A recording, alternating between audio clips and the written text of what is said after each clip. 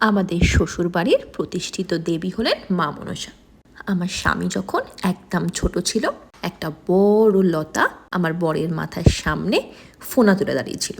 তখনই আমার শ্বশুর মশাই হাত জোর করে প্রার্থনা জানান, আর অস্বাভাবিকভাবে নাকি লতাটি আমার বরকে কোনো রকম ক্ষতি না করে ওখান থেকে চলে যায়। সেই ঘটনার পর থেকেই আমার শ্বশুর মশাইয়ের হাতে মা মনসার আগমন আমাদের বাড়িতে। আমাদের বাড়ির একটা বড় রিচুয়াল হলো, রথের দিন মা মনসার বায়না যায়। আগে মাটির 7-8 ফিটের ঠাকুর হতো, কিন্তু 2024-এ আমরা পিতলের ঠাকুর আনি। তাই সেই দিনটা আমরা নিরামিষই খাই।